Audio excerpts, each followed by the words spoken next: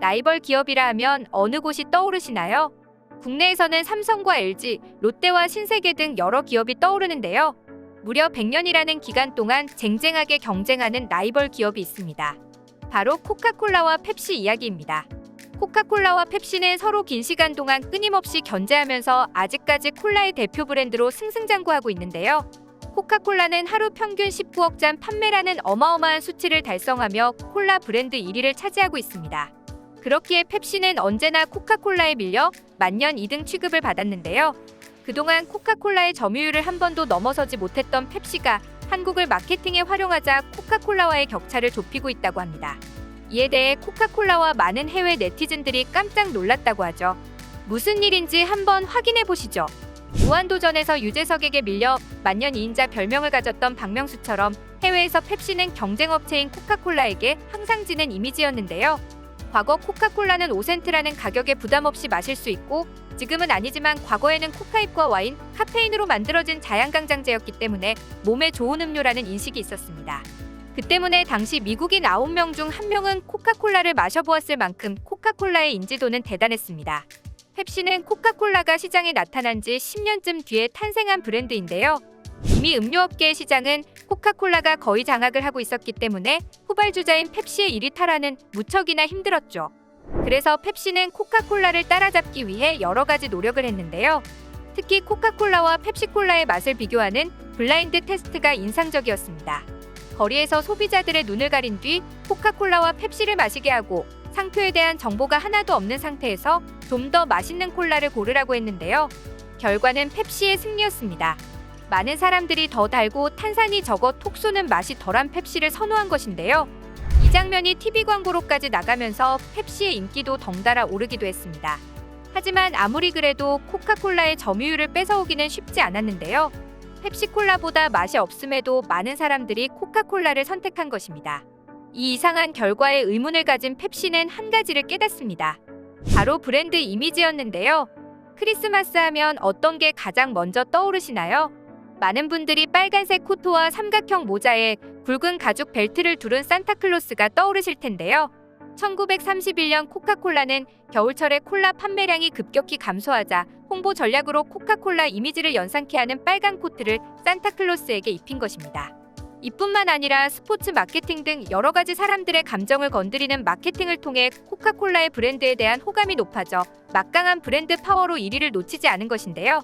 비즈니스에서 성공하려면 사람들의 마음을 사로잡아야 한다는 것과 브랜드 마케팅의 중요성을 깨달은 펩시는 경쟁력을 높이려 젊은 이미지를 내세우기 시작했습니다. 펩시를 마시는 사람들은 젊고 활동적이라는 이미지를 구축하려 펩시 시대라는 단어를 만들었고 반대로 코카콜라는 노후되고 낡았다는 이미지를 주는 광고도 내보냈는데요.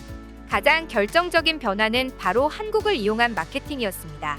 펩시는 몇 년 전 한국의 소비자들에게 감사를 전하기 위해 한글 스페셜 에디션을 출시한 적이 있었는데요. 사실 펩시의 로고는 한국의 태극 무늬와 굉장히 닮아 있습니다. 그렇기에 몇몇 사람들은 펩시가 한국의 기업이라고 오해하는 경우도 있었는데요. 펩시는 한국과 한국 문화가 전 세계적으로 널리 퍼지자 이것을 반대로 마케팅 포인트로 삼았습니다.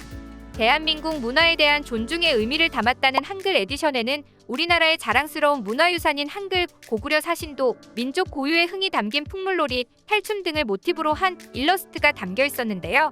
이 한글 에디션이 나왔을 당시에는 사람들의 반응이 별로 없었습니다.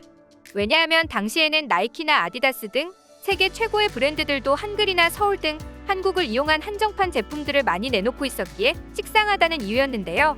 갑자기 이 한글 에디션이 한국이 아닌 다른 나라에서 화제가 되기 시작했습니다. 바로 태국과 인도네시아, 싱가포르 등 동남아시아 지역에서 갑자기 한글 에디션이 인기를 끌고 있는 것인데요. 태국이나 인도네시아에서 한국으로 여행을 온 사람들이 이 펩시 한글 에디션을 구매하고 SNS에 자랑하자 덩달아 펩시도 유행하기 시작한 것입니다. 반응이 좋은 걸 보고 놓칠 수 없었던 펩시는 새로운 카드도 꺼내들었습니다. 바로 전 세계적으로 인기 있는 K-팝을 이용한 마케팅이었는데요. 그 주인공은 바로 걸그룹 블랙핑크였습니다. 블랙핑크는 현재 총 19개의 억데뷔 영상을 보유하고 총 누적 조회수는 100억 뷰 이상으로 굉장히 세계적인 인기를 누리고 있는데요. 특히 블랙핑크는 과거 동아시아와 유럽에 그쳤던 K-팝의 인기를 태국과 베트남 등을 중심으로 동남아시아로 뻗어나가게 만든 장본인이기도 합니다. 태국 현지에는 도심 곳곳에 블랙핑크의 대형 광고물이 있을 정도라고 하죠. 이런 이유 때문인지 펩시는 블랙핑크와 계약을 하고 블랙핑크 에디션을 출시하기도 했는데요. 그 결과는 역시나 대성공이었습니다. 블랙핑크 펩시 에디션이 아시아 전 지역에서 불티나게 팔린 것입니다. 특히나 블랙핑크를 비롯한 K-팝의 팬이 굉장히 많은 것으로 알려진 말레이시아나 태국에서는 이 에디션을 사재기하는 사람들까지 생길 정도였는데요. 블랙핑크 멤버들의 얼굴이 담긴 펩시콜라를 구하기 위해 여러 편의점을 돌아다니는 사람도 쉽게 볼 수 있었다고 합니다. 이런 인기를 본 펩시는 지하철역을 블랙핑크로 도배하는 등 더욱 공격적으로 마케팅을 시작했습니다. 그뿐만이 아닙니다. 남아메리카의 칠레는 아예 K-펩시라는 이름을 내걸며 홍보하기도 했는데요. 칠레의 공식 펩시 채널은 어느 날 K-펩시라는 제목의 뮤직비디오를 공개했습니다. 광고 속에서는 5명의 칠레 보이그룹이 모델로 출연했는데요. 이들이 바로 K-펩시였습니다. 영어 가사와 함께 한국어 가사로 노래를 부르는 장면이 나오는데요. 심지어 이 한국어 가사가 절반이 넘는 분량이라 많은 해외 네티즌들이 놀랐습니다. 그뿐만 아니라 머리 염색, 춤, 동작 등 K-팝의 특징들이 많이 담겨져 있는데요. 사실 현재 칠레에서는 10대들이 공원 같은 곳에서 노래를 따라 부르면서 춤을 출 정도로 K-팝이 유명합니다. 한류의 인기가 크다는 것은 알고 있었는데 저 멀리 떨어져 있는 칠레에서도 한국의 K-팝을 홍보에 이용할 정도로 영향력이 크다니 무척이나 놀랍습니다. 결국 이러한 한국 마케팅을 통해 펩시의 매출은 급격하게 상승했다고 합니다. 팬데믹으로 인해 코카콜라와 펩시 모두 매출에 큰 타격을 입었었는데요. 펩시는 이런 한국을 이용한 마케팅을 통해 빠르게 매출을 회복할 수 있었다고 합니다. 그러자 펩시는 K-팝과 연계한 펩시 글로벌 K-팝 프로젝트까지 진행하며 K-팝에 대한 애정을 보이기도 했는데요. 최근 들어 K-팝의 인기가 아시아뿐만 아니라 미국에서도 높아졌기 때문에 만약 앞으로도 펩시가 계속 한국의 K-팝을 이용한 마케팅을 한다면 정말 코카콜라의 매출을 쉽게 넘을지도 모릅니다. 이 같은 성과를 거두자 펩시의 마케터 살만 버튼은 한국에게 감사의 인사를 전하기도 했습니다. K-POP는 이번 프로젝트를 위한 완벽한 선택이었다라고 말하며 한국과 K-팝에게 공을 돌렸죠. 게다가 펩시는 말로만 감사함을 전한 게 아니었는데요. 팬데믹으로 고통받는 한국에 1억 원이나 기부를 하며 한국을 잊지 않는 훈훈한 모습을 보여줬습니다.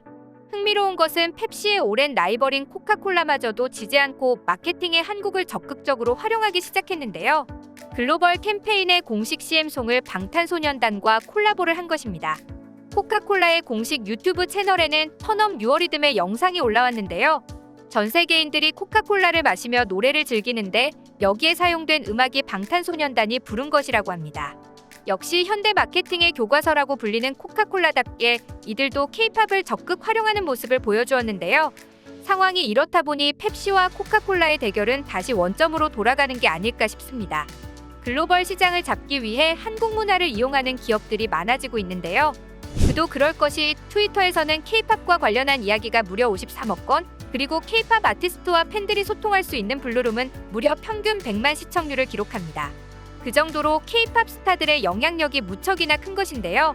그렇기에 많은 기업들이 성공의 키로 한국의 K-팝, 한국 문화를 집중하는 것입니다.